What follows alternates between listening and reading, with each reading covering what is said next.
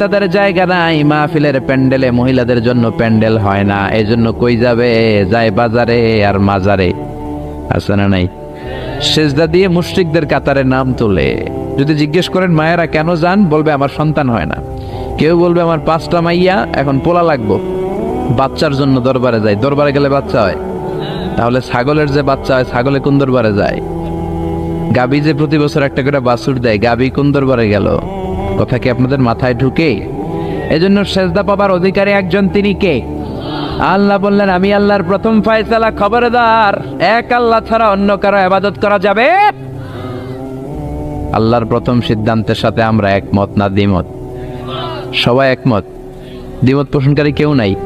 এক দুজন থাকতেও পারে। আছে আছে আছে আছে। তাহলে আসেন দ্বিতীয় সিদ্ধান্তের দিকে, যে আল্লাহ বললেন ওয়া বিল ওয়ালিদাইনি ইহসানা। আমি আল্লাহর দ্বিতীয় সিদ্ধান্ত, যেহেতু প্রথম সিদ্ধান্তের সাথে তোমরা সবাই একমত, এবার আমার দ্বিতীয় সিদ্ধান্ত শোনো। ওয়া বিল ওয়ালিদাইনি ইহসানা, মাতা পিতার সাথে ইহসান করবা। কার কথা? ইবাদত হবে আল্লাহর, ইহসান হবে মাতা পিতার।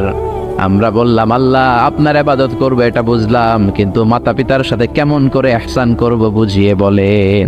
ইহসান কি? আল্লাহ নিজেই ইহসানের ব্যাখ্যা দিচ্ছেন। আল্লাহ নিজেই কোরআনে ইহসানের তাফসীর করছেন। আল্লাহ বললেন ইম্মা يبلغن عندك الكبر أحدهما أو كلاهما فلا تقل لهما أف। ইহসান কাকে বলে? বান্দা শোনো শোনো, তোমাদের মা কিংবা বাবা, একজন কিংবা দুইজন, যখন বার্ধক্যে উপনীত হয়ে যায়, যখন বয়স্ক হয়ে যায়, তাদের কোনো কর্মকাণ্ডে খবরদার নাক ছিটকানো যাবে না, উফ আহ করা যাবে না, উফ শব্দটাও বলা যাবে না। কারণ তুমি তোমার আব্বা আম্মারে কম কষ্ট দাও নাই। তুমি যখন পেশাব করেছো, পায়খানা করেছো, তোমার আব্বা তোমাকে ঘর থেকে বের করে দিয়েছে নাকি? কথা বলেন। শীতের রাতে ডান দিকে নিয়ে তোমার মা তোমারে ঘুমালো, শীতের রাতে ডান দিকে পেশাব করে ভিজিয়ে দিয়েছ, মা তোমারে ঘর থেকে বের করে দেয় নাই, মা তোমারে বাম দিকে রেখেছে। বাম দিকেও পেশাব করছো, মা তখনও বের করে দেয় নাই, বুকের উপরে রেখেছে। রাত 3টার দিকে, মাঘ মাসের শীতে, কনকনে শীতে, বুকের উপরে পেশাব করে মায়ের শাড়িটা ভিজিয়ে দিয়েছ। রাত 3টার দিকে উঠে তোমার মা আরেকটা জামা পরে আবার তোমারে বুকে নিয়ে ঘুমায়। তোমার মা কি তোমারে বের করে দিছে নাকি? পেশাব করে পায়খানা করে ঘরটারে তুমি ছারখার করেছো, তারপরে তোমার মা বাবা তোমারে বের করে দেয় নাই, তোমারে ঘর থেকে তাড়িয়ে দেয় নাই, তোমার এতিমখানায় রেখে আসে নাই। তোমার মা বাবা বয়স্ক হওয়ার কারণে তাদের কোনো কর্মকাণ্ডে খবরদার নাক ছিটকাবা না, এমনকি উফ আহ উফ শব্দটাও করা যাবে না। কার কথা? মা বাবা তোমারে ঘর থেকে যেমনি বের করে নাই, মা বাবা যেমনি তোমার এতিমখানায় দিয়ে আসে নাই, তেমনি তোমার মা বাবা যখন বয়স হয়ে যায়, বার্ধক্যে পৌঁছে যায়, মা বাবারে খবরদার বৃদ্ধাশ্রমে দিয়ে এসো না। কার কথা? বৃদ্ধাশ্রম বাংলাদেশে আছে না নাই? ছেলে আমার মস্ত মানুষ, মস্ত অফিসার, মস্ত ফ্ল্যাটে যায় না দেখা এপার ওপার, নানান রকম জিনিস আর আসবাব দামি দামি, সবচেয়ে কম দামি ছিলাম একে মাত্র আমি। ছেলের আবার আমার প্রতি অগাধ সম্ভ্রম, আমার ঠিকানা তাই বৃদ্ধাশ্রম। ঠিক কি না?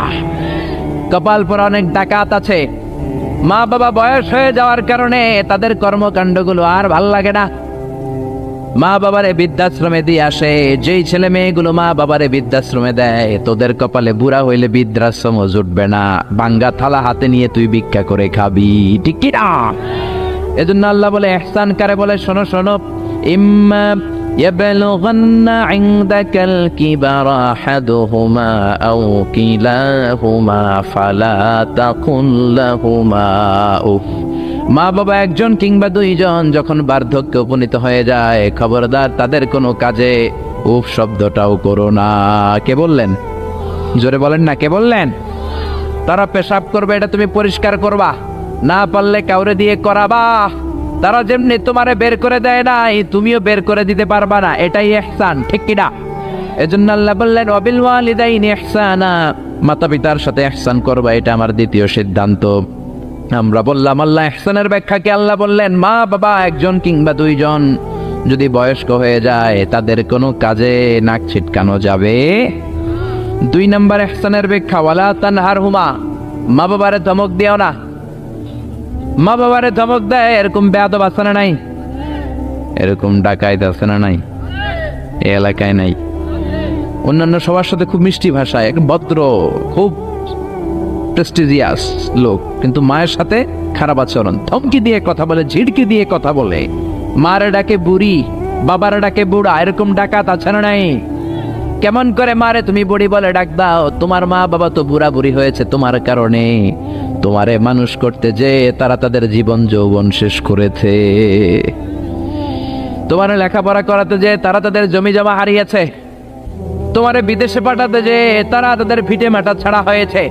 কেমন করে মারে তুমি বুড়ি ডাকো, বাবারে তুমি বুড়া ডাকো? খবরদার, আল্লাহ বললেন ওয়ালা তানহারহুমা, আব্বা আম্মা কাউরে তোমরা ধমক দিও না। ধমক দেওয়া যাবে? কথা বলেন। এরপর আল্লাহ বললেন ইহসানের 3 নম্বর ব্যাখ্যা, ওয়াকুল লাহুমা কওলান কারীমা, মা বাবা দুইজনের সাথে ভালো আচরণ করো, কোমল ভাষায় কথা বলো। কার আইন? আইনটা কার? যত কার্টিসি তুমি জানো, যত ভদ্রতা, যত পোলাইটনেস, যত হাম্বলনেস তোমার জানা আছে, সব ভদ্রতাকে উজাড় করে মা বাবার সাথে কথা বলো। চিল্লা এখন ঠিক কিনা? এরপর আল্লাহ বললেন ওয়াখফিদ লাহুমা জানাহায যুল্লি মিনার রাহমাতি ওয়া কুর রাব্বিরহামহুমা কামা রাব্বায়ানি সাগীরা। ওয়াখফিদ লাহুমা জানাহায যুল্লি মিনার রাহমা, রহমতের ডানা মা বাবার দুইজনের জন্য বিছিয়ে দাও। তোমার যত অর্থ আছে মা বাবার জন্য খরচ করো, তোমার যত ক্ষমতা আছে মা বাবা দুইজনের পায়ের সামনে ঢেলে দাও। ঠিক কিনা? আপনার সম্পদ আপনি মা বাবার জন্য ব্যয় করবেন। আপনার ক্ষমতা আছে, মা বাবার পায়ের সামনে আপনি ক্ষমতা বিছিয়ে দেন, আপনার জীবনটার উজালা করে দিবে কে? আর আব্বা আম্মা একজন কিংবা দুইজন যদি এই ক্ষণস্থায়ী দুনিয়া ছেড়ে পড়ে চলে যায়, আব্বা আম্মার কবরের সামনে দাঁড়িয়ে দোয়া কর, রব্বিরহামহুমা কামা রাব্বায়ানি সাগীরা ওয়া কুর রব্বিরহামহুমা কামা রাব্বায়ানি সাগীরা। ও আল্লাহ, আব্বা আম্মা দুজন আমরা যখন ছোট ছিলাম আমাদেরকে যেমনি আদর দিয়ে, সোহাগ দিয়ে, ভালোবাসা দিয়ে আমাদেরকে কাছে টেনে নিয়েছে, আমার আব্বা আম্মা দুইজনকে তুমিও তোমার কাছে আদরের চাদর দিয়ে তোমার কাছে তুমি টেনে নিও। পড়ে না আমিন? আরো জোরে আমিন। এই জন্য আমার আল্লাহর স্পেশাল সিদ্ধান্ত কয়টা? প্রথম সিদ্ধান্ত ইবাদত হবে কার? দ্বিতীয় সিদ্ধান্ত ইহসান হবে কার সাথে? দ্বিতীয় সিদ্ধান্তের সাথে আপনার একমত? এটাও দ্বিমত নাই? এই জন্য ইবাদত হবে আল্লাহর, ইহসান করতে হবে মাতা পিতার সাথে। ইহসান মানে ভালো আচরণ, ইহসান মানে খেদমত করা, ইহসান মানে কোমল ভাষায় কথা বলা, ইহসান মানে মা বাবা বেঁচে না থাকলে কবরের সামনে দাঁড়িয়ে দোয়া করা, ইহসান মানে টাকা পয়সা সব মাতা পিতার পায়ের সামনে বিছিয়ে দেয়া। ঠিক কিনা? এই পৃথিবীতে যত ভালো কাজ আছে এই সবগুলো ভালো কাজকে যদি একসাথে র্যাঙ্কিং করেন, র্যাঙ্কিং এ উপরের দিকে চলে যাবে মা বাবার খেদমত করেন। সুবহানাল্লাহ। এই জন্য এক সাহাবী বিশ্বনবীরে বললেন, ইয়া রাসূলুল্লাহ, ইয়া হাবিবাল্লাহ, আইয়ুল আ'মালি আফদাল? ও নবী, এই পৃথিবীর বুকে সব চাইতে ভালো আমল কোনটা? বিশ্বনবী বললেন 3টা কাজ পৃথিবীর বুকে সব চাইতে ভালো। জোরে বলেন কয়টা? 1 নম্বরে সালাতু ফি ওয়াক্তিহা, সময় মতো নামাজ। সময় মতো যদি আজান দেওয়ার সাথে সাথে জামাতে তুমি সালাত আদায় করো, এর চেয়ে ভালো কাজ আল্লাহর জমিনে হতে পারে? তাহলে প্রথম ভালো কাজ হলো সালাত। প্রথম ভালো কাজ কি? কুরবানির ঈদে গরুর গোশতের সাথে যে সালাত খান ওইটা নাকি? হ্যাঁ, এই মসজিদে যে সালাত আদায় করে, ঠিক কি না? সালাতে কায়েম করো, সালাতে কায়েম করো, হবে সম্মানী তুমি, হবে জান্নাতি তুমি, হবে সম্মানী তুমি, হবে জান্নাতি তুমি, দিবে কাল হাসরে শীতল ছায়া আরশে আজিম, রাব্বিয়াল আলা রাব্বিয়াল আযীম। আল্লাহু আকবার। এজন্য বিশ্বনবী বললেন 1 নাম্বার ভালো কাজ হলো সময় মতো নামাজ। 2 নাম্বার সবচাইতে শ্রেষ্ঠ কাজ হলো বিররুল ওয়ালিদাইন, মাতা পিতার খেদমত করা। 3 নাম্বারে আল জিহাদ ফি সাবিলিল্লাহ, আল্লাহর রাস্তায়, আল্লাহর জমিনকে, আল্লাহর জমিনে আল্লাহর দ্বীন বাস্তবায়নের জন্য, দ্বীনের আন্দোলন করার জন্য, দ্বীনকে প্রতিষ্ঠা করার জন্য জিহাদ করা। ওই জিহাদ হলো 3 নম্বরের ভালো কাজ। তার মানে এই পৃথিবীর শ্রেষ্ঠ আমলগুলোর মধ্যে মা বাবার খেদমতটা আছে না নাই? আবার আরেক হাদিসে বললেন, বিশ্বনবী বললেন, মা বাবার খেদমত করা জিহাদের চাইতেও বেশি সওয়াব। সুবহানাল্লাহ। বাড়িতে যে কোয়েন চিল্লায় পড়েন আল্লাহু আকবার।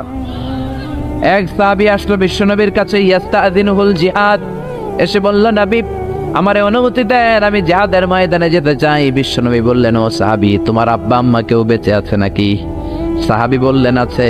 বিশ্বনবী বললেন, জিহাদে যাওয়ার দরকার নাই, ফাফিহিমা ফাজাহিদ, ঘরে যাও, বাবা মার খেদমত করো।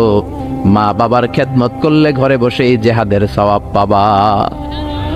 আপনার আব্বা আম্মা যদি খুশি হয়, খুশি হয়ে যায় কে? আব্বা আম্মা বেজার হলে বেজার হয় কে? রিদার রাব্বি ফি রিদাল ওয়ালিদ ওয়া সাখাতুর রাব্বি ফি সাখাতিল ওয়ালিদ। আপনার বাবা মা যদি আপনার উপর খুশি হয়ে যায়, রব্বুল আলামিন আরশের উপর থেকে আপনার উপর খুশি হয়ে যায়। সুবহানাল্লাহ বলেন। এজন্য মা বাবার দোয়া নেওয়ার দরকার আছে না নাই? বাবা হলো আমাদের বড় পীর সাহেব, মা হলো সবচেয়ে বড় ওলি। পৃথিবীর সবগুলো ওলি মিলে যদি একটা গ্লাসের পানির মধ্যে পুরো কোরআন খতম করে ফু দেয়, আর আপনার আম্মা জান যদি শুধু বিসমিল্লাহ পরে আরেকটা গ্লাসের পানির মধ্যে ফু দেয়, আল্লাহর কসম আপনার মা যেই গ্লাসের পানিতে ফু দিয়েছে ওই দোয়াটা সবার আগে কবুল হয়ে যাবে। কি বরকত, কি নিয়ামত। ঘরের মধ্যে থুইয়া আমরা কই যাই? ডাব লইয়া, লাউ লইয়া, মুরগি লইয়া, ঠিক কি না? এজন্য খেদমত করতে হবে মা বাবার, দোয়া নিতে হবে মা বাবার কাছে। অনেক কপাল পোড়া আছে মাজারে যে মশারি দেয়, কিন্তু নিজের বাবারে মশাই কামড়ায়, মারে মশাই কামড়ায়, আছে না নাই? মাজারে মশারি টাঙায় রাখে, ওর বাবারে কামড়াবে। বন্ডের একশের, ঠিক কিনা? এই বন্ডের সাথে, বন্ডামির সাথে ইসলামের কোনো সম্পর্ক? দো দিল বান্দা কালমা চোর, না পায় শ্মশান না পায় ঘোর, দিন থাকিতে আয়রে পথে ছাইড়া দে ভণ্ডামি। ভণ্ডামি ভণ্ডামি ভণ্ডামি। এদেশে ভণ্ডামি আছে না নাই? এলাকা একটু কম না? নামাজ কালাম পড়ে না, ইবলিশ শয়তানের নানা, আছে না নাই? নামাজ রোজা করে না, ইবলিশ শয়তানের নানা, ধর্মের একখান খুঁটি ধইরা কয়দিন করবা হয়রানি। ভণ্ডামি ভণ্ডামি ভণ্ডামি, ছাইড়া দে ভণ্ডামি, ঠিক কি না? এজন্য এই ভণ্ডামির সাথে ইসলামের কোনো সম্পর্ক নাই। অনেক কপাল পোড়া মাজারে যে মশারি টাঙায়, কিন্তু নিজের মায়ের মশাই কামড়ায়, নিজের বাবারে মশাই কামড়ায়, আছে না নাই? পৃথিবীর সবাই মিলে দোয়া করলেও কবুল নাও হতে পারে, কিন্তু মা দোয়া করার সাথে সাথে এই দোয়াটা কবুল করে নেয় কে? এজন্য বিশ্বনবী বললেন, জান্নাত তোমাদের মায়ের পায়ের তলায়। আল জান্নাতু তাহতা আকদামি উম্মাহাতিকুম। ও দুনিয়ার মানুষেরা শোনো শোনো, 8টা জান্নাত আমি তৈরি করে রেখেছি তোমাদের জন্য, আর এই জান্নাত গুলো আছে তোমাদের মায়ের পায়ের তলায়। ওগো মা তুমি এই ধরনের শ্রেষ্ঠ নেয়ামত, তোমারই পদ তলে রয়েছে জান্নাত। ওগো মা তুমি এই ধরনের শ্রেষ্ঠ নেয়ামত, তোমারই পদ তলে রয়েছে জান্নাত। সুবহানাল্লাহ পড়েন। আমি এই পৃথিবীর পুরুষ মানুষগুলোর পায়ের নিচে থাকে জোতা, জোতার নিচে থাকে মাটি আর বালি, আর এই পৃথিবীর মহিলা মানুষদের মায়েদের পায়ের নিচে আল্লাহর জান্নাত, আছে না নাই? জোরে বলেন। তাহলে যেই মায়ের পায়ের নিচে জান্নাত, ওই পায়ের দাম বেশি না কম? এই পৃথিবীটারে 1000 বার বিক্রি করলে বিক্রির টাকা দিয়ে জান্নাতের একটা চেয়ারের দাম হবে? আর যে 8টা জান্নাত মায়ের পায়ের নিচে পড়ে আছে, ওই পা দুইটার দাম আল্লাহর কাছে বেশি না কম? জোরে বলেন। এই জন্য দোয়া চাবেন মায়ের কাছে, দোয়া চাবেন বাবার কাছে, হাদিয়া দিবেন সবার আগে আম্মারে, সবার আগে আব্বারে। চাকরি থেকে বেতনটা পাওয়ার পরে ওইখান থেকে সবার আগে যেই টাকাটা হাতে তুলে দিবেন, ওই টাকাটা মায়ের হাতে দিবেন। কার কাছে? নাকি বউয়ের হাতে? বউয়ের হাতে দিবেন, কিন্তু আগে মায়ের হাদিয়া করবেন, ঠিক কিনা? কারণ বউ গেলে বউ পাওয়া যায়, বন্ধু গেলে বন্ধু পাওয়া যায়, গার্লফ্রেন্ড চলে গেলে গার্লফ্রেন্ড পাওয়া যায়, মা চলে গেলে মা পাওয়া যায় নাকি? জোরে বলেন। মা চলে গেলে মা আর ফিরে আসে না। এজন্য বিশ্বনবী বলেন, জান্নাতের 2টা স্পেশাল দরজা আছে। এক দরজার নাম আব্বা, আরেক দরজার নাম আম্মা। এই 2টা দরজা আমাদের ঘরে আছে না নাই? এজন্য বিশ্বনবী বলেন, এই 2টা দরজার সাথে কেমন আচরণ করবা এটা তোমার ডিসিশন। ওমা জান্নাতুকা ওয়া নারুক, মা বাবাই তোমার জান্নাত, মা বাবাই তোমার জাহান্নাম। মা বাবার সাথে যদি ভালো আচরণ করো 8টা জান্নাতের দরজা খুলে দিবে কে? আর মা বাবার সাথে যদি খারাপ আচরণ করো জাহান্নাম গুলা তৈরি আছে নাড়াই। মা বাবা যদি হিন্দু হয়, যদি বৌদ্ধ হয়, যদি খ্রিস্টান হয়, নাস্তিক হয়, তারপরেও মা বাবার সাথে ভালো আচরণ করতে হবে। নাকি হিন্দু হওয়ার কারণে বাদ দিয়ে দিবেন? বাংলাদেশে এরকম অনেক হিন্দু ফ্যামিলি আছে, ওই ফ্যামিলির ছেলে তাফসির মাহফিল আইসা কোরআনের কথা শুই না, মুফাসসিরে কোরআনের হাতে হাত রেখে কালিমা পড়ে মুসলমান হয়ে গেছে, আছে না নাই? কিন্তু মা মুসলমান হয় নাই, বাবা মুসলমান হয় নাই। খবরদার, মা বাবা হিন্দু থাকলেও তোমার মা বাবা তার জন্য খরচ করবা, ভালো আচরণ করবা, তার কাছ থেকে আশীর্বাদ নিবা। মা বাবার দোয়া আশীর্বাদ কবুল করে নেয় কে? এটা হিন্দু হোক, বৌদ্ধ হোক, নাস্তিক হোক, কোনো বিষয় না। আসমা বিনতে আবি বকর বিশ্বনবী শালী। বিশ্বনবী শালীর নাম কি? আসমা বিনতে আবি বকর। বিশ্বনবীরে বললেন, নবী আনা মুসলিমা, আমি মুসলিমা, আমার আম্মা মুশরিকা, আফা আসলুহা, বুখারীর বর্ণনা। এখন আমি কি করব? আম্মা যদি আমার কাছে আসে, আম্মা জানের সাথে ভালো আচরণ করব নাকি? আম্মা তো মুশরিকা, আমি মুসলিমা। বিশ্বনবী বললেন, খবরদার, মুশরিকা হোক কাফেরা হোক, সিলিহা, মা বাবার সাথে ভালো আচরণ করো। অবশ্যই তোমার মায়ের দোয়া তুমি নিবে, অবশ্যই তোমার মায়ের সাথে তুমি ভালো আচরণ করবে। চিল্লা এখন ঠিক কিনা? এই পৃথিবীতে অনেক নবী ছিল, যেই নবীদের বাবা ছিল মুশরিক কাফের, আছে না নাই? সাইয়েদনা ইব্রাহিম, গোটা মুসলিম মিল্লাতের পিতা, জাতির পিতা সাইয়েদনা ইব্রাহিম আলাইহিস সালাম, উলুল আজমে মিনার রাসূল, জালিল কাদর পয়গম্বর, কিন্তু ওনার আব্বা কালিমা পড়ে মুসলমান হয় নাই। বাবার নাম কি?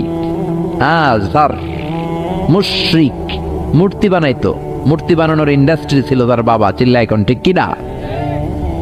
তাই বলে কি বাবার সাথে খারাপ আচরণ করছে? বাবারে গালি দিছে? ইয়া আবাতি লিমা তা'বুদু মা লা ইয়াসমাউ ওয়া লা ইউবসিরু ওয়া লা ইউগনি আনকা শাইআ।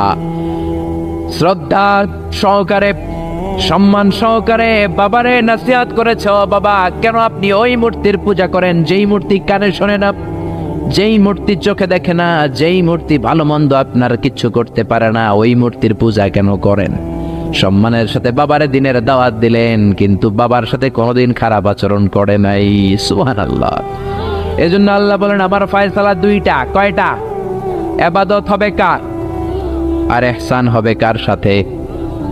বিশ্বনবী বললেন, ইহসান করবা না কেন? কারণ এই মা বাবা এমন রহমত, মা বাবার চেহারার দিকে তাকালেই সওয়াব আছে না নাই? বিশ্বনবী বলতেন, নাযার ইলা সালাসাতি আশিয়া ইবাদাত, 3টা জিনিসের দিকে রহমতের নজর করে তাকালে আমলনামায় সওয়াব দেয় কে? 1 নম্বরে নাযার ইলাল মুসহাফ, কোরআনের দিকে রহমতের নজরে তাকালে সওয়াব আছে না নাই? 2 নম্বরে নাযার ইলাল কাবা, হজ করতে গেলেন, উমরা করতে গেলেন, কাবার দিকে নজর দেওয়ার সাথে সাথে সওয়াব আছে না নাই? 3 নম্বরে নাযার ইলা ওয়াজহিল ওয়ালিদাইন, মাতা পিতার চেহারার দিকে রহমতের নজরে একবার তাকালে কবুল হজের সওয়াব দিবে কে? এক সাহাবী বললেন, ও নবী গো, ওয়ালাউ মিআ মাররা, 100 বার যদি আমি আমার আম্মার চেহারার দিকে রহমতের নজরে তাকাই, তাহলে কি 100টা কবুল হজের সওয়াব হবে নাকি? বিশ্বনবী বললেন, নাআম ওয়ালাউ মিআ মাররা, 100 বার নজর করে তাকালে 100টা কবুল হজের সওয়াব হয়ে যাবে। 4 লক্ষ টাকা খরচ করে আপনি হজ করে আসছেন, বুকে হাত দিয়ে বলতে পারবেন নি যে হজটা কবুল? বলতে পারবেন? কোনো গ্যারান্টি ওয়ারেন্টি আছে? আছে আছে। কিন্তু মা বাবার চেহারার দিকে নজর করলেই কবুল হজের সওয়াব আমলনামায় দিবে কে? মা বাবা এমন জিনিস, দোয়া করলেই কবুল। মুহূর্তের মধ্যে মায়ের দোয়া কবুল করে কে? মায়ের শুধু দোয়াটাই কবুল না, বদদোয়াটাও কবুল। যদি শুধু দোয়াটা কবুল হইতো তাহলে বলতে পারতাম, আর দোয়া না করলে কি হয়েছে? কিন্তু শুধু দোয়াই না, দোয়াও কবুল, বদদোয়াও, দোয়াও কবুল, বদদোয়াও। এজন্য মা বাবার ছেলে মেয়েদের উদাহরণ হচ্ছে তরমুজ আর ছুরির মতো। মা বাবা হলো ছুরি, ছেলে মেয়ে হলো তরমুজ। তরমুজ নিচে রেখে উপর থেকে ছুরি মারলে তরমুজ কেটে যায়, আবার নিচে ছুরি রেখে উপর থেকে তরমুজ ফেলে দিলেও তরমুজ কেটে যায়। উভয় অবস্থায় তরমুজ কেটে যায়, ছুরির কিছু হয় না, ঠিক কি না? আপনি বুলেট মারলে অনেক সময় বুলেট মিস হতে পারে, নাকি বুলেট মিস হয় না? গুলি মারলে হয় না? হয় না? ড্রোন হামলা করলেন, মিসাইল হামলা করলেন, মিস হতে পারে, কিন্তু মায়ের দোয়া, জোরে বলেন না, মিস হবে? এজন্য বিশ্বনবী বলতেন, সালাসু দাওয়াতিন মুস্তাজাবা, তিন ব্যক্তির দোয়া মুহূর্তের মধ্যে কবুল হয়ে যায়। এক নম্বরে হলো দাওয়াতুল মুসাফির, মুসাফিরের দোয়া কবুল করে কে? দুই নম্বরে দাওয়াতুল মাজলুম, অত্যাচারিত ব্যক্তির দোয়া কবুল করে কে? তিন নম্বরে দাওয়াতুল ওয়ালিদাইনি লিওয়ালাদিহি, মাতা পিতার দোয়া, যখন মাতা পিতা ছেলে মেয়েদের জন্য দোয়া করে ওই দোয়াটাও কবুল করে কে? মাতা পিতার দোয়াও কবুল, বদদোয়াও, জোরে জোরে বলেন, দোয়াও কবুল, বদদোয়াও, বদদোয়া করলেও কবুল হয়ে যাবে। বুখারীর বর্ণনা, জুরাইজ নামে এক আল্লাহর ওলি ছিল। আল্লাহর ওলির নাম কি? আরো জোরে বলেন। জুরাইজ নামে এক আল্লাহর ওলি ছিল, বনি ইসরায়েলের অনেক বড় আবেদ। পাহাড়ের উপরে ওনার গির্জা, ওই গির্জার মধ্যে রাত্রিবেলায় তাহাজ্জুদ পড়তে পড়তে আল্লাহর ওলি হয়ে গেছে। ওই গির্জার পাশে ছোট্ট ঘর থাকে তার মা, রাত্রিবেলায় তাহাজ্জুদের নামাজ পড়ছেন। ওমিয়া তাহাজ্জুদ ছাড়া আল্লাহর ওলি হওয়া যায় নাকি? আমিনাল লাইলি ফাতাহাজ্জাদ বিহি নাফিলাতান লাকা আসা আন ইয়াবআসাকা রাব্বুকা মাকামাম মাহমুদা। তাহাজ্জুদের নামাজ পড়লে আপনার মর্যাদা বাড়ায় দিবে কে?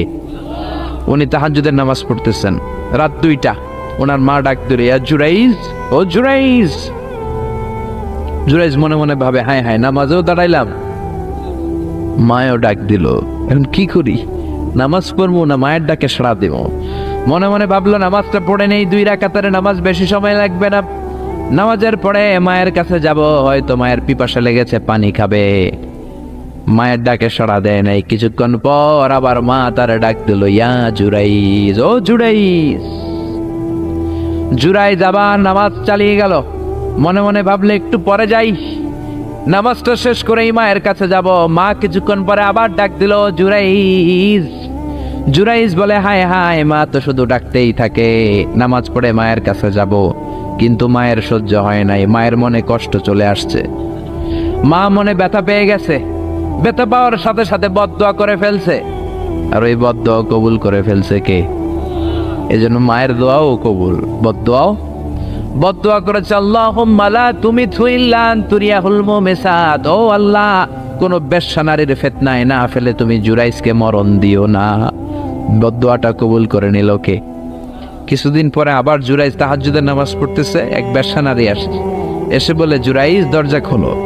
নক করতে শুরু করছে। দরজা খোলার পরে জুরাইজকে সে প্রলোভন দিতে শুরু করলো, বললো, দেখো কত সুন্দরী আমি, আমি অনন্য, আমি সুস্নিগ্ধা, আমি প্রিয়ংবদা, আমি সুহাসিনী, সুকেশিনী, সুভাসিনী, অসূর্যম পুষ্যা মেঘে কালো কেশ, হরিণের মতো ডাগর ডাগর আমার চোখ, দেখো আমি কত সুন্দরী, আসো আমরা প্রেম খেলায় মেতে উঠি।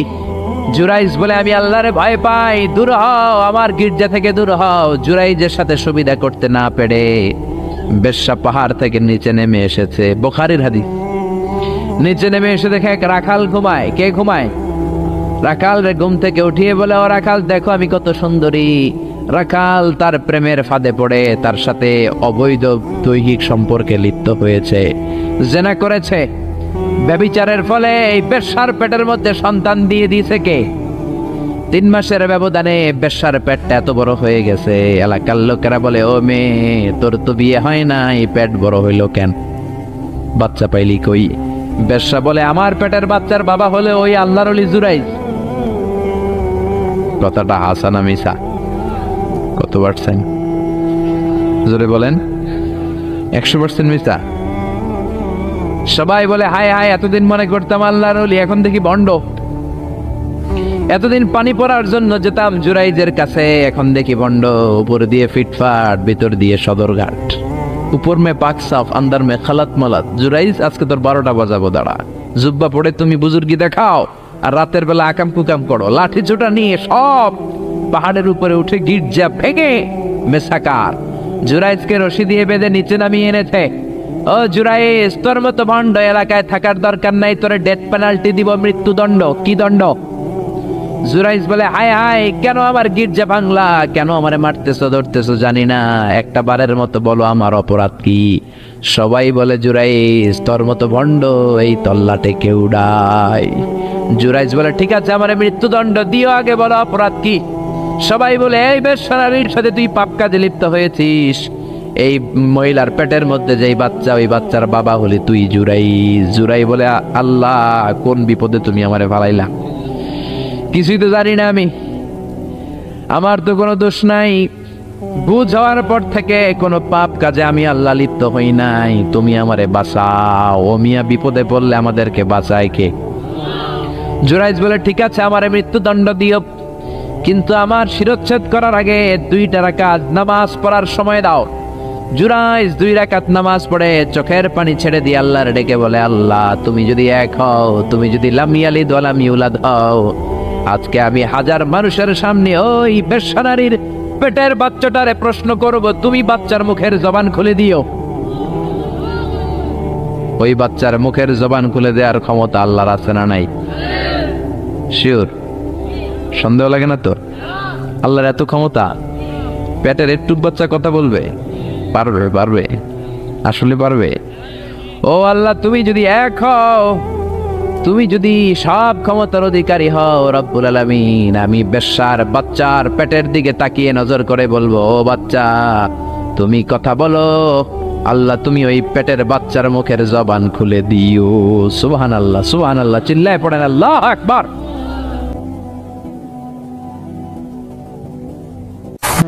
এই লোকমান ছিল একজন কৃতদাস।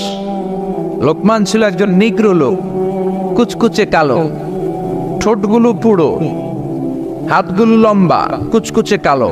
নিগ্র মানুষ আপনারা দেখেছেন কি? যারা হজে গিয়েছেন নিশ্চয়ই দেখেছেন, দেশের বাইরে যারা ভিজিট করেছেন দেখেছেন। আমি প্রথম দেখেছি মিশরে কুচকুচে কালো মানুষ, এর আগে দেখি নাই। লম্বা লম্বা মানুষ। 2008-এ যখন গেলাম মিশরে, মাগরিবের নামাজ পড়লাম, নামাজ পড়ে সালাম ফিরায় দেখি ডান দিকে মুনকার, বাম দিকে নাকির, মানে কালো কালো লোক। জীবনও এরকম দেখি নাই আমি। 104 দেশের ছাত্র একসাথে পড়তাম ওইখানে। প্রথম ওয়ালাদ্দাল্লিন সবাই কয় আমিন, আওয়াজ করে আমিন, অনেকে দিছে দৌড়। নতুন যারা বাংলাদেশে আওয়াজ শুনে ভয় পেয়ে গেছে, কি করবে না করবে। নতুন আমল যদি কেউ দেখে, অনেকের মধ্যে এই অবস্থা ঘটে, ঠিক কিনা? কুচকুচে কালো মানুষ প্রথমে দেখলাম। এরকম কুচকুচে কালো ছিল সাইয়েদনা লোকমান আলাইহিস সালাম। দেখেন, কালো হওয়ার পরেও, একজন কৃতদাস গোলাম হওয়ার পরেও তার কথাগুলো কোরআনে দিয়েছে কে? তার মানে ইসলামে কালো সাদায় কোনো পার্থক্য নাই, ধনী গরিবে পার্থক্য নাই, লম্বা খাটোতে পার্থক্য নাই। পার্থক্য হলো তাকওয়ায়। যার কলিজায় তাকওয়া বেশি, সেই আল্লাহর কাছে সেরা, ঠিক কিনা? কিয়ামতের দিন কি প্রধানমন্ত্রীর জন্য আলাদা লাইন, প্রেসিডেন্টের জন্য, এমপির জন্য? কিয়ামতের দিন লাইন 2টা। কয়টা? আসহাবুল ইয়ামিন, আসহাবুশ শিমাল। একটা হবে ডানপন্থী আর একটা বামপন্থী। ডানপন্থীদের হাতের মধ্যে থাকবে লা ইলাহার পতাকা, আল্লিল্লাহে তাকবীর, আল্লাহু আকবার। আর বামপন্থীদের ওইখানে কিল ঘুষি আছে না নাই? দল 2টা। ওই দিন হবে আসল খেলা, ফাইনাল খেলা, ঠিক কি না? এজন্য ইসলাম বলে there is no difference between black and white, between upper and lower, between the richer section of the society and poorer section of the society, between the prime minister, member of the parliament and rickshaw puller, factory labor. Everyone is totally equal, 100% equal, completely equal in the eyes of Islam. চিল্লায় কোন ঠিক কি না? সাদায় কালায় পার্থক্য নাই, প্রধানমন্ত্রী কুলিওয়ালা ঠেলাওয়ালা রিক্সাওয়ালায় পার্থক্য নাই। পার্থক্য হলো যার কলিজায় তাকওয়া বেশি, সেই আল্লাহর কাছে সেরা। এজন্য লোকমান আলাইহিস সালামের কথাকে আল্লাহ সরাসরি কোট করতে একটু কুণ্ঠাবোধ করলেন, আল্লাহ তুলে দিলেন কথাগুলো। পেশায় ছিল রাখাল, পেশায় কি ছিল? সারাদিন ছাগল চড়াতো, রাতের বেলায় যখন ঘরে ফিরতো এলাকার মানুষগুলো এরকম বসতো ওনার কথা শোনার জন্য। মাগরিবের পরে হাজার হাজার লোক চলে আসতো এই রাখালের কথা শুনতে, কারণ আল্লাহ তাকে হিকমত দিয়েছে, প্রজ্ঞা দিয়েছে, বিবেক দিয়েছে, কমন সেন্স দিয়েছে। সাইয়েদনা লোকমানের কথা শোনার জন্য হাজার হাজার লোক হয়। লোকমানের মনিব ভাবে, ঘটনা কি, আমি হলাম ওর মনিব, আমার কাছে কেউ আসে না। আর এই লোকটা আমার কর্মচারী, কুচকুচে কালো দেখতে, তার কথা শোনার জন্য লোকেরা আসে কেন? লোকদের জিজ্ঞেস করলো তোমরা আসছো কেন?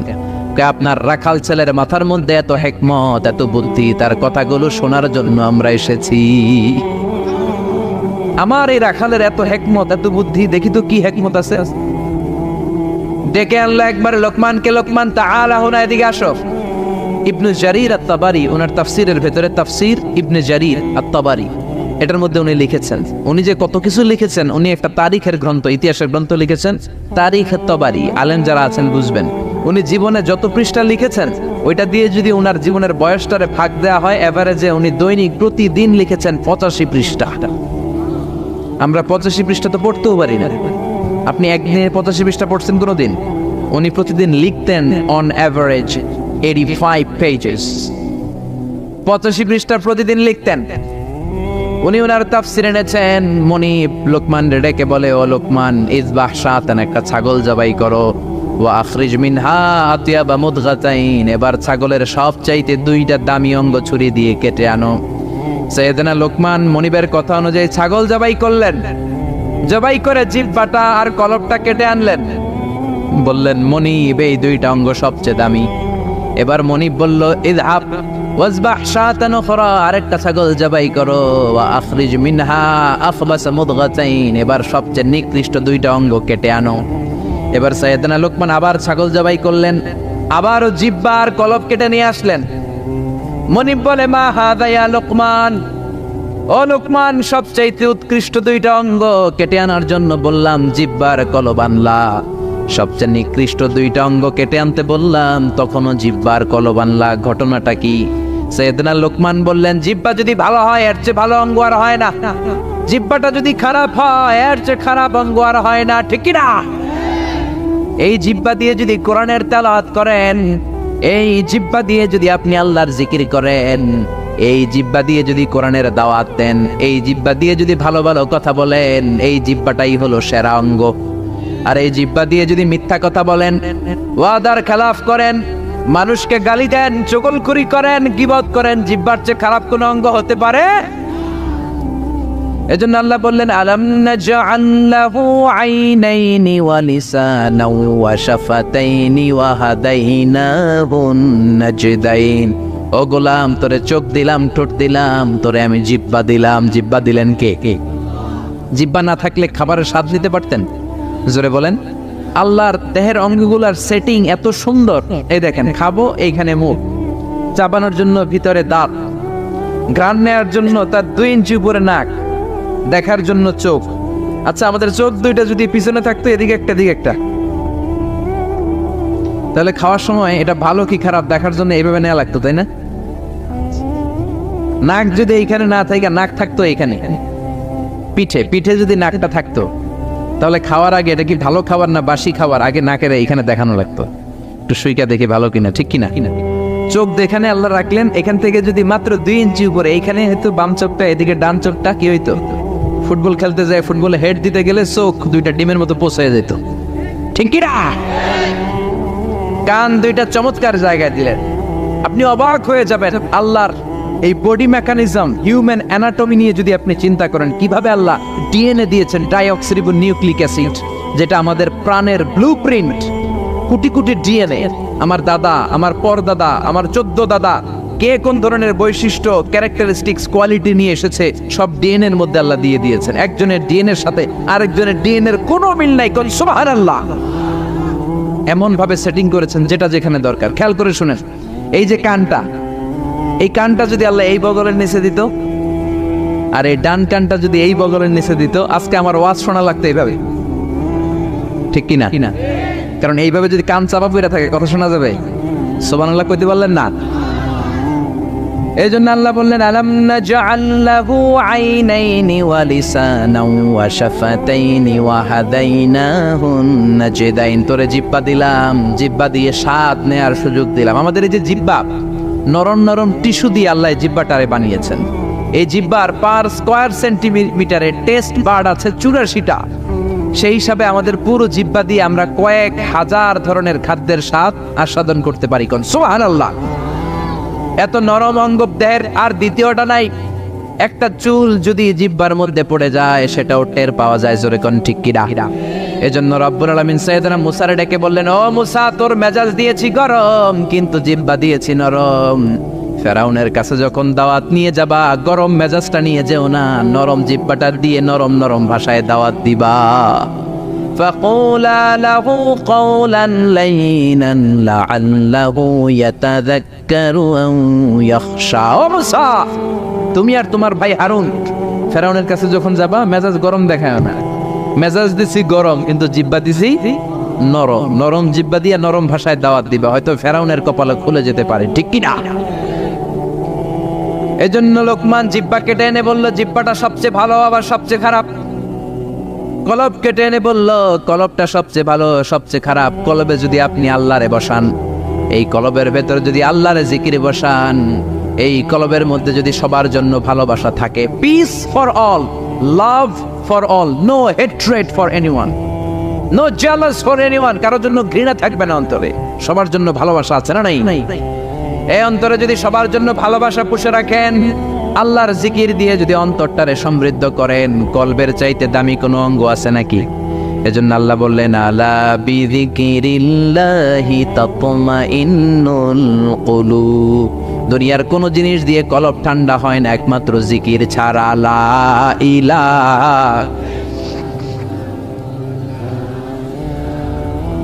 লা ইলাহা ইল্লাল্লাহু মুহাম্মাদুর রাসূলুল্লাহ সাল্লাল্লাহু। এই জন্যই কলবে জিকির করতে হবে, কলবের মধ্যে আল্লাহকে স্থান দিতে হবে। কলব পরিষ্কার হয় জিকির দিয়া। অনেকে বলে আমরা জিকির করি না, কলবে আয়না বসাই। কি বসাই? আয়না বসাইয়া দে মোর কলবের ভিতর বাবারে। আছে না নাই? আসলে আয়না আছে নাকি কলবে? বাবার কলবেই নাই, তোমার কলবে থাকবে কেমনে?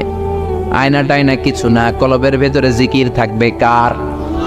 লোকমান বলল সবচেয়ে দামি অঙ্গ জিহ্বা, সবচেয়ে নিকৃষ্ট অঙ্গ জিহ্বা, সবচেয়ে দামি অঙ্গ কলব, সবচেয়ে নিকৃষ্ট অঙ্গ কলব। মনিব তো বলে তাই তো, লোকমানের তো আসলেই অনেক জ্ঞান। মনিব বলে যা লোকমান, আর আমার রাখালগিরি করার দরকার নাই, তোরে আমি আজাদ করে দিলাম। দিন রাত সারাদিন সারাক্ষণ মানুষকে তোর জ্ঞান বিলিয়ে বিলিয়ে মানুষকে তুই আলোকিত করে দে। সুবহানাল্লাহ। বাড়িতে যে বললেন, এজন্য আল্লাহ বললেন ওয়ালাকাদ আতাইনা লুকমানাল হিকমাতা আনিশকুর লিল্লাহ ওয়া মান ইয়াশকুর ফাইন্নামা ইয়াশকুরু লিনাফসিহি ওয়া মান কাফারা ফাইন্নাল্লাহা গনিয়্যুন হামিদ। পড়েন সুবহানাল্লাহ। আল্লাহ বললেন আমি লোকমানরে হিকমত দিয়েছি। কি দিয়েছি? কথা বলেন। হেকমত শব্দটার সাথে আপনারা পরিচিত না? আমরা কিন্তু বলি এই কথা বলার সময় হেকমত খাটায় বলবি, বলি না বলি না বলি না। হেকমত হলো কেমন করে কথা বলতে হয়, কিভাবে বলতে হয়, কোন জায়গায় কোনটা বলতে হয়, এটার নাম হলো হেকমত। নলেজ আর common sense is equal to wisdom. প্রজ্ঞা, হেকমতের বাংলা হচ্ছে প্রজ্ঞা, ইংরেজি হচ্ছে উইজডম। আপনার যে জ্ঞান আছে, জ্ঞানের সাথে যদি কমন সেন্সটারে কাজে লাগান, ওইটাই প্রজ্ঞা, তখনই আপনি ওয়াইজ ম্যান হয়ে যাবেন, ঠিক না? আপনার জ্ঞান আছে নামাজ পড়া ফরজ, নামাজ পড়লে জান্নাতি হওয়া যায়, এটা কিন্তু হেকমত না, এটা হলো জ্ঞান, নলেজ। এবার কেমন করে রুকু করবেন, কেমন করে সিজদা করবেন, কেমন করে নামাজ পড়বেন, এটা জানার নাম হলো হিকমত। তার মানে জ্ঞানকে প্রয়োগ করার কৌশল হচ্ছে হিকমত। জ্ঞান প্রয়োগের বাস্তব কলা কৌশল মেকানিজম জানার নাম হচ্ছে হিকমত। এই জন্য যারা কোরআনের দাওয়াত দেয়, যারা মুফাসসিরে কোরআন, যারা খতিব, যারা ইমাম সাহেব, আল্লাহ তাদেরকে বললেন দাওয়াত দেওয়ার সময় হিকমতের সাথে দিবা। উদউ ইলা সাবিলি রাব্বিকা বিল হিকমাতি ওয়াল মাউইযাতিল হাসানাতি ওয়াজাদিলহুম বিল্লাতী হিয়া আহসান। উদউ ইলা সাবিলি রাব্বিকা, আল্লাহর রাস্তায় দাওয়াত দাও। কিভাবে দিবা? বিল হিকমা, হিকমতের সাথে দিবা। হিকমত আল্লাহ সবারে দেয় না। ইউতিল হিকমাতা মান ইয়াশা ওয়া মান ইউতাল হিকমাতা ফাকাদ উতিয়া খায়রান কাসীরা। আল্লাহ হিকমত দেন কিন্তু সবাইরে নয়, যারে দেন তার কপাল রে উজালা করে দেন। হিকমতের আরেক অর্থ সুন্নাহ। বিশ্বনবী ইউআল্লিমুহুল কিতাব ওয়াল হিকমা, কিতাব শিখাবে আর বিশ্বনবীর সুন্নাত শিখাবে। এই সব হিকমত আল্লাহ লোকমানকে দিয়েছেন। এজন্য রব্বুল আলামিন আমাদেরকেও হিকমত দেখ, আমরা চাই কি চাই না? চাই কি চাই না? সবাই পড়েন আল্লাহুম্মা উরযুকনা আল হিকমা। ও আল্লাহ, আপনি আমাদেরকে হিকমত দেন। পড়েন আমিন। আমি লোকমানকে হিকমত দিয়েছি আর বলেছি আনিশকুর লিল্লাহি ওয়া মান ইয়াশকুরু ফাইন্নামা ইয়াশকুরু লিনাফসি। হিকমত দিয়ে আমি লোকমান রে বললাম, ও লোকমান, আনিশকুর লিল্লাহ, শুকরিয়া করবা কার? জোরে বলেন কার? আল্লাহর শুকরিয়া করবা, কারণ শুকরিয়া করলে নেয়ামত বাড়ায় দেয় কে? শুকরিয়া না করলে নেয়ামত কেড়ে নেয় কে? লাইন শাকারতুম লাযীদান্নাকুম ওয়া লাইন কাফারতুম ইন্না আযাবি লাশাদীদ। ও বান্দা, যদি আমার নেয়ামতের শুকরিয়া করো, এই যে ভাত খাও, এই যে মাছ খাও, গোশত খাও, এই যে বাতাস নাক দিয়ে বাতাস নাও, এই যে প্রাণ ভরে তুমি পানি খাও, এই যে আমি নেয়ামত দিয়েছি, নেয়ামতগুলোর শুকরিয়া যদি করো, নেয়ামত বাড়ায় দিবে কে? আর যদি নাশুকরি করো, জেনে রেখো আমার আযাব বড় কঠিন। ইন্না বাতশা রাব্বিকা লাশাদীদ। আমার পাকড়াও বড় কঠিন। আমি আল্লাহ সব সময় ধরি না, কিন্তু যখন ধরি তখন ধরে ধরে ধরে না ধরলে আল্লাহ, জোরে বলেন, ধরে ধরে ধরে না ধরলে আল্লাহ। সব সময় ধরি না, কিন্তু ধরলে সারি না। ফেরাউন রে ধরে না, কিন্তু যখন ধরছে তখন আর। নমরুদ রে ধরে না, কিন্তু যখন ধরছে মশার কামড় দিয়ে দুনিয়া থেকে শেষ। ফেরাউনকে সাগরের মধ্যে সুবানি খাওয়াইছে কে? আব্রাহার বাহিনীকে আবাবিল দিয়ে ধ্বংস করলো কে? আবার কাবা ভাঙতে এলে পাঠাও আবাবিল, দাও খোদা দাও আমায় আবার উমার দারাজ দিল। আল্লাহু আকবার। তার মানে সব সময় ধরে না, অনেক ছাড় দেয়। ফামাহিলিল কাফিরিন আমহিলহুম রুয়াইদা। কাফেরদেরকে আমি ঢিল দেই, চান্স দেই, সময় দেই, দেখি ফিরে আসে কিনা, দেখি তওবা করে কিনা, দেখি মসজিদে ঢুকে কিনা, দেখি নামাজি হয় কিনা, দেখি ভালো মানুষ সাজে কিনা। জোরে কোন ঠিক কিনা? আমরা যখন ঘুড়ি উড়াই, হাতে থাকে কি? নাটাই থেকে আমরা সুতায় ঢিল দেই, তাই না? ঘুড়ি ডানে যায়, বায়ে যায়, কি আরাম, উঠতেছে এই আকাশে, এদিকে যায় ওদিকে যায়। তার মানে কি এই যে ঘুড়ির আর ফিরে আসা লাগবে না? আসা লাগবে কি লাগবে না? সুতা আমরা ঢিল দেই, ঘুড়ি আকাশে উড়ে। সন্ধ্যাবেলায় নাটাই ধরে যখন সুতায় টান দেয়, ঘুড়ির ফিরে আসা লাগে কি লাগে না? এই জন্য সুযোগ পেয়ে গাদ্দারি করো না, নাফরমানি করো না। সুতায় ধরে যখন টান দিবেন, ফিরে আসা লাগবে, ঠিক কি না? এজন্য আল্লাহ বলো শুকরিয়া করো। বললেন শুকরিয়া করে বাড়ায় দিব, না শুকরি করলে কেড়ে নিব? শুকরিয়া করবেন না কেন? এত নেয়ামত আল্লাহ আমাদের দিয়েছেন, নেয়ামত গুলো গুণে শেষ করতে পারবেন? পারবেন? আমার দেহে কত নেয়ামত, আমার ঘরে কত নেয়ামত, আমার ব্যবসা প্রতিষ্ঠানে কত নেয়ামত, গোটা বসুন্ধরা পৃথিবী ব্যাপী কত নেয়ামত, ঠিক কি না? এজন্য আল্লাহ বললেন আনিশকুরু লিল্লাহি ওয়া মান ইয়াশকুরু ফাইন্নামা ইয়াশকুরু লিনাফসি। শুকরিয়া করো, শুকরিয়া করলে তোমারই লাভ। যে শুকরিয়া করে নিজের জন্যই করে, নাকি আল্লাহর লাভ? আমরা শুকরিয়া করলে আল্লাহর অনেক লাভ না? আল্লাহর ক্ষমতা অনেক বেড়ে যাবে আমরা শুকরিয়া করলে। বেড়ে যাবে। আল্লাহ বলে, গোলাম, পৃথিবীর সবাই যদি মুত্তাকি হয়ে যাও, দুনিয়ার সবাই যদি নামাজি হয়ে যাও, আল্লাহর ওলি হয়ে যাও, আমার কোনো লাভ নাই, লাভ তোর। আর সবাই যদি কাফের হয়ে যাও, আমি আল্লাহর লস নাই, লসও তোমার। জোরে কোন ঠিক কিনা? সহিহ মুসলিমের বর্ণনা, দুনিয়ার সবাই যদি কাফের হয়ে যায়, মুশরিক হয়ে যায়, আমি আল্লাহর ক্ষমতার 1 ইঞ্চিও কমবে না। সবাই যদি জিকির করে ওলি হয়ে যায়, আমি আল্লাহর ক্ষমতার 1 ইঞ্চিও বাড়বে। লাভ লস কার? কয় আল্লাহর। লাভ লস কার? কার? আরো জোরে সবাই বলেন।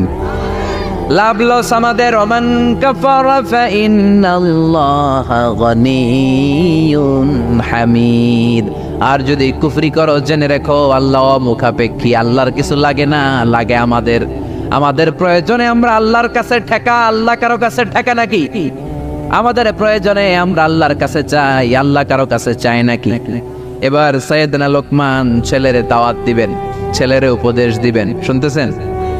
আল্লাহ বললেন, ওয়াইয ক্বালা লুকমানু লিবনিহি ওয়া হুয়া ইয়াইদুহু ইয়া বুনাইয়া লা তুশরিক বিল্লাহ ইন্নাশ শিরকা লাযুলমুন আযীম। শুরু করলেন উপদেশ।